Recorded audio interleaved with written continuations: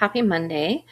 Today is, if you're listening to this on the day it's released, it's February 2nd. We had a full moon on Sunday, and it's really bringing about a theme that is we're going to continue seeing over the course of the next few years, because we have the South and North nodes are going to be moving into Leo and Aquarius coming up. I think it's really important that we talk about both Leo and Aquarius, and that we kind of talk about them in the context of what's happening right now.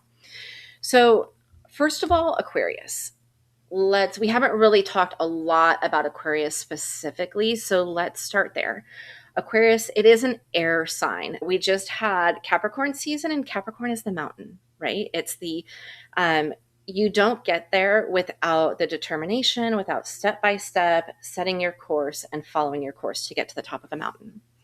Aquarius is like the air around the mountain. Imagine you've taken this hike and you're at the top and you're looking out at the view. There's nothing else above you. There is nothing else above you but the sky, the air, the clouds. That is Aquarius. It is from there that we get this big picture view of life. It's from there that we see the path that we just came up. We see other paths available to us. We see what's going on in the world below us. And it's that big picture view that then goes, oh, things aren't quite what I thought they were when I was at a little bit of a lower elevation. I'm not as distracted by all the details going on around me. And now I'm seeing I don't actually fully like the way that things are. Aquarius has this kind of rebellious, renegade spirit because Aquarius is really all about the collective. It is this kind of like cold, aloof energy in some ways, but it's there because it's thinking about the collective. Aquarius's symbol is the water bearer, pouring out life for all, but not from a overly optimistic, unrealistic kind of a way. It's from a very, hey, I've taken stock of everything that's going on kind of a way. And so Aquarius is really good about visioning future, right? Technology is, we kind of look to Aquarius for what's happening with technology. It is a futuristic kind of otherworldly energy. And so sometimes Aquarius seems like it's very disconnected. I have a friend who one day she said, I don't get offended when my Aquarius friends don't text me back because I know it's not personal. And I felt so seen in that moment because I'm terrible at remembering to text people back. And it's not that I don't care. It's often that my head is like in so many places all at once. And when I remember to come back to the present moment, that's when I'm like, oh, I need to send that text. But with Aquarius, because it does think about the collective, this is where we see the connection to Leo, because Aquarius wants to make a mark on the world around it, but in a very different way from Leo. Aquarius wants to influence power structures, influence government, we see this with the protests that have been happening in Minneapolis against ICE agents. This is a very Aquarius energy where people are coming together. The collective is coming together and saying, I don't like the way that power is being used. I don't like the way that the government is making decisions about how the populace is being controlled. That is a very Aquarius thing to do. So that's what I mean by Aquarius wants to make a mark on the collective. It's how is what I'm doing going to impact others? And then we have Leo. Leo is it is opposite in the zodiac to Aquarius, and it's all about the individual. It's all about, who am I? How am I showing up as me, as myself? How is my voice being heard? How is my creativity being seen? These are very Leo kind of questions, right? Leo is the sign of the sun. It wants to be seen. One of the planets associated with Aquarius is Pluto, the farthest from the sun. They're different energies, but they both want to make a mark on the world around them. Leo wants to make a mark from the standpoint of me as the individual. Aquarius wants to make a mark from the standpoint of the collective, helping, impacting, creating a better future for the collective.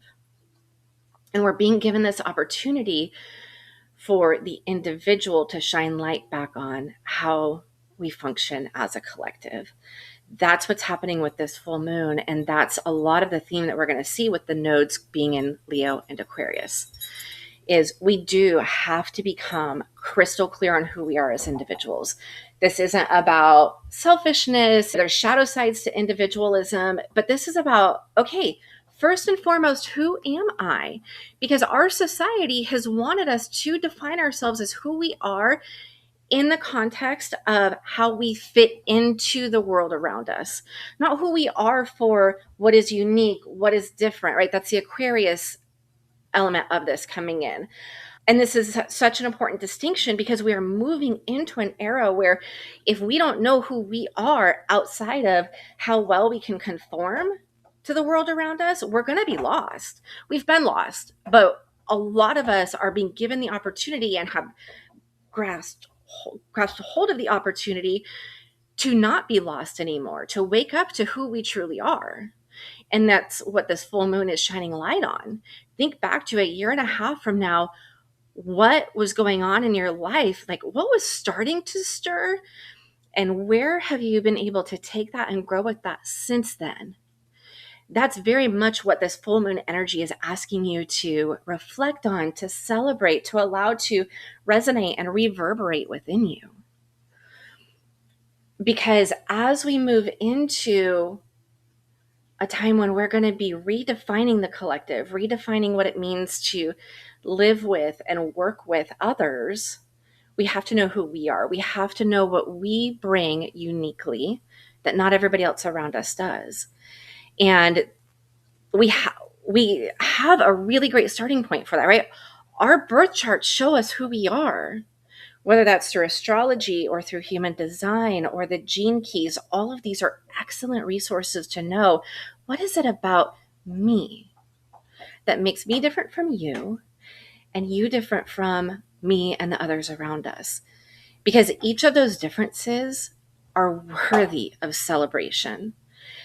But this requires a lot of taking off the layers. That's what this past year has been about. The year of the snake, removing, shedding the layers that have wanted us to not stand out, to not be different. But this Leo new moon is going, hey, before we step into this next year, right? Our Gregorian calendar, we're in a new year. Our new year hasn't started realistically. We have the lunar new year coming up, and then we have Aries season. Those are typically when we energetically really kick off the years. So it's important that we kind of be aware of that. But as we get ready for Lunar New Year, as we get ready for not only this first new moon in Aquarius coming up, it's an eclipse. This energy is going to just literally shake loose everything that we've been shedding that we haven't quite let go of yet. The energy is going to come in and just like shake it off, right? Let that energy go. This is a good time for dancing. It's a good time for moving. But right now, this week, with this full moon energy still at play, even if you're listening to this on Friday, even if you're listening to this a week or a month from now, still consider, because you still walked through this energy. Who are you? And how are you going to show up for the collective? But you can't get to the second question if you don't know the first, because you can't show up like your neighbor. You can't show up like the person you follow on Instagram. You can't show up like me. You have to show up as you. What is your sun sign? That tells you how you're meant to shine. What is your moon sign? What do you need to make sure that you are safe, that you are satisfied? What do you need? What's your rising sign? What is your unique lens that you see the world through? When you combine those three and you start to make decisions, not just, reading about them, but going, okay, how am I showing up at work, making sure that I'm shining the way I'm meant to, that my needs are being met, and that I'm able to ask the questions that are important to me. I need to be able to do that with my family. with my friends, with my larger community. That's what I mean by showing up in integrity with your signs, with your sun, moon, and rising, with your birth chart, with your true self. That when you start answering that question, then you can go, okay, I'm seeing all this stuff going on in the collective. I'm not necessarily going to respond the same way everybody else responds because I have a different makeup of what's important to me, of what my values are, of what my questions are, of how I serve out my purpose in this and ensure that my needs are met. Every single one of us is going to need to realistically say that and then decide, okay, here is my contribution. This full moon is your time to embrace your power, embrace your inner fire, embrace your inner lion, embrace your inner roar, your ferocity, your creativity, your life-giving force. This is the time to embrace that and to not only embrace it, but to embody it, to integrate it, to make decisions in alignment with it, and then do that in the collective. There's so much coming up, y'all. There is just so much energy coming up that is shifting, that is changing. Please, this week, spend time with yourself. Spend time knowing who you are. Spend time allowing the moon's light and the sun's light to even shine on those darkest places within you. Allow that to be healing. Allow that to fuel your inner fire. This is a powerful, powerful moment. And it starts within with our true selves. So much love to you, my friends. Many blessings.